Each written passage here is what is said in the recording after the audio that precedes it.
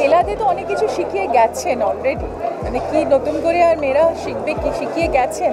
তো সেখানে আমার ধারণা যে মেয়েরা মানে উনি যে মান তৈরি করে গেছেন মেয়েদের জন্য, যে মান আর সম্মান, এই যে মেয়েদের ফাইন্যান্সিয়াল ইন্ডিপেন্ডেন্স, মান সম্মান যেগুলো উনি তৈরি করে গেছিলেন, সেই পথে আমার মনে হয় চলা উচিত, কারণ প্রত্যেকটি মেয়েরই ফাইন্যান্সিয়ালি ইন্ডিপেন্ডেন্ট হওয়াটা খুব প্রয়োজন। মুক্তি পেতে চলেছে অনিলাভ চট্টোপাধ্যায়ের প্রথম ছবি বেলা।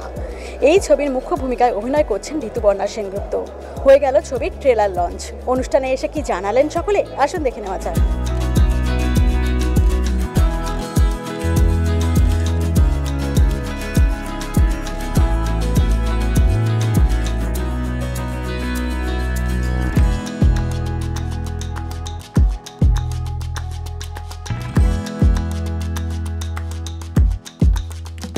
বেলাদেরকে নিয়ে একটা সিনেমা আমার মনে হয় গণিত করা উচিত। একটা অতীতকে ভুলে যাওয়া থেকে বড় জিনিস কিছু হতে পারে। এমন একজন মহিষী নারী, শুধু মুখে নারী স্বাধীনতার কথা বললে হয় না, যে মানুষগুলোকে সামনে না আনলে মহিলারা এগিয়ে আসতে পারে না, তাদেরকে চিত্রায়ন করা, তাদের কাছে এই প্রজন্মের কাছে তুলে ধরা, সেটা হচ্ছে সব থেকে বড় জিনিস। আজকে অল্পতে আমরা ফার্স্ট্রেটেড হয়ে যাই, হচ্ছে না, আমার দ্বারা আমি পারবো না। এই মহিলাকে দেখলে, তার আত্মজীবনী জানলে আমার মনে হয় যে কেউ যে হাঁটতে পারছেন না তিনি দৌড়াতে পারবেন। আজ থেকে 80 বছর আগে তখন আমার মনে হয় আমার ঠাকুমারও ঠাকুমা, তারা মহিলা মহল থেকে শুরু হল। পরে বিলাতি রান্নাঘর, আমি জানি না বাংলার মানুষ কত মানুষ রান্না শিখেছেন বিলাতির কাছ থেকে, এটাও কিন্তু একটা রেকর্ড। তিনি ঘরে ঘরে আজকে রন্ধন শিল্পটাকে পৌঁছে দিয়েছিলেন। আমার মনে হয় যখন হ্যাংলা বার করেছিল তখনই অনিলাভর মাথায় ছিল যে আমি আরেকটা বিলাতিকে খুঁজে বার করবো, যে রন্ধন শিল্পটাকে বাংলার ঘরে ঘরে পৌঁছে দেবো। আজকে এই অনুষ্ঠানে এসে আমাদের পরিচালক সাহেবের সঙ্গে আলাপ হলো। তিনি তো প্রখ্যাত জার্নালিস্ট, সাংবাদিক, সুতরাং খেলা হওয়ার কথাটা বারবার উঠে আসছিল। আমি নিজে রাজনীতির সঙ্গে প্রত্যক্ষভাবে জড়িত, সুতরাং এখানে মনে হলো খেলা হবে এবং বেলা অর্থাৎ বেলা দিয়ে খেলা দেখাবে, মনে হলো এবং আমার এই বিশ্বাস এটা হবে। সবাইকে অনেক শুভেচ্ছা, অনেক অভিনন্দন।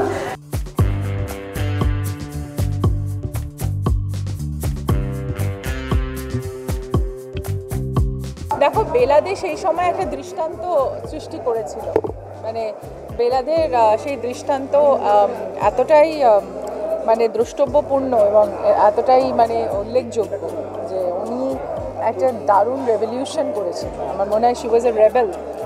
আর মানে ওই সময় ওই রকম মানে কনজারভেটিজমের মধ্যে থেকেও উনি নিজের একটা নিজের সাংঘাতিক একটা দৃঢ়তার সাথে উনি বলেছিলেন যে না, আমি এই যে মোল্ডটা আছে সেটাকে আমি ভেঙে চূর্ণ করে আমি একটা নিজের মোল্ড বানাবো, এবং সেটাতে উনি সক্ষম হয়েছিলেন। কোনো বাধা বিপত্তি সেটাকে ওনাকে মানে সরাতে পারেনি সেখান থেকে। তো সেইটা আমার কাছে খুবই আশ্চর্য লাগে যে এই সময় মানে সেই সময় দাঁড়িয়ে থেকে উনি যে এরকম একটা সাংঘাতিক স্ট্যান্ড নিয়েছিলেন, আসলে এটা আমাদের জন্য একটা খুব বড় পথ খুলে গেছিলো আমার মনে হয়।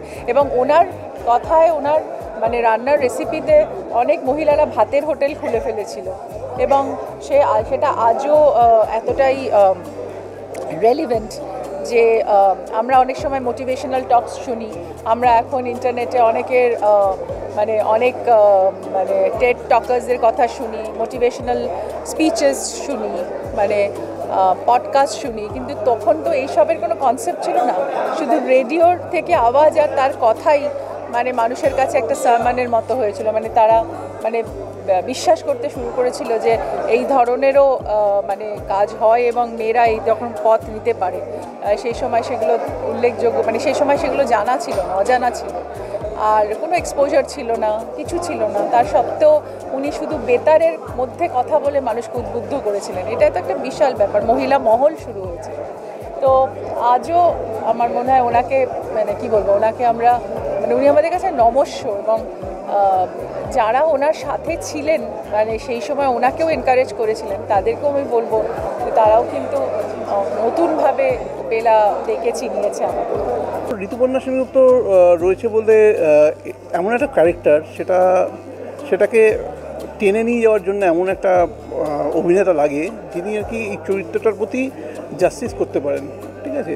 এবং ঋতুপর্ণা এত বড় নাম বাংলা ইন্ডাস্ট্রি এবং তার সঙ্গে একই মানে এত গুণী একজন অভিনেত্রী, সেটা তো এইগুলো তো সবাই জানে। তার কিন্তু আমি মানে এই কাজটা করতে গিয়ে যেটা বুঝলাম যে আমরা বেলা দেখে নিয়ে কাজ করেছি, তো সেই একটা সময়, যে সময়টা ধরো আজ থেকে 75 বছর আগে, 80 বছর আগে, যে মানুষটা ওরকম একটা এনার্জি নিয়ে কাজ করেছেন, মেয়েদের কথা ভেবেছেন, ঋতুর মধ্যে না আমি আজকের সময় ওই এনার্জিটা দেখলাম এবং কমিটমেন্ট।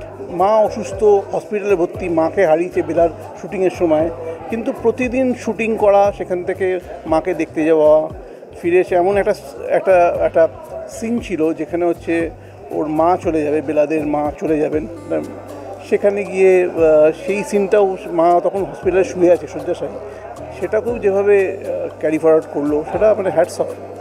বেসিক্যালি মেয়েদের ম্যাগাজিন এবং যেখানে খাওয়া দাওয়া নিয়ে আলোচনা হয়। এবারে যখন আমি বেলাদেরকে নিয়ে আমরা একটা লেখা লিখেছিলাম, যে আমরা দেখতাম বেলাদের নিয়ে অনেক বই, বেলাদের বই, অনেক রান্নাবান্নার টুকিরা, যে সমস্ত বিভিন্ন রকম প্রণালী নিয়ে রান্নাবান্নার, তখন ওটা করতে গিয়ে দেখলাম যে বেলাদে কিন্তু সেই সময় রান্নার মাধ্যমে মানুষকে এম্পাওয়ারও করা যায়, মেয়েদের এম্পাওয়ার করা যায়, সেই কাজটা কিন্তু আমরা আজকে, আমার অভিজ্ঞতা বলছি, আমি হ্যাংলা চালাতে গিয়ে দেখেছি আমাদের এখানে সামান্য একটা রেকগনিশন, ধরো বাড়িতে 4 জনের জন্য রান্না করেন, খুব ভালো রান্না করেন, সবাই বলে মা কাকিমা, এরকম আমরা অনেক দেখি।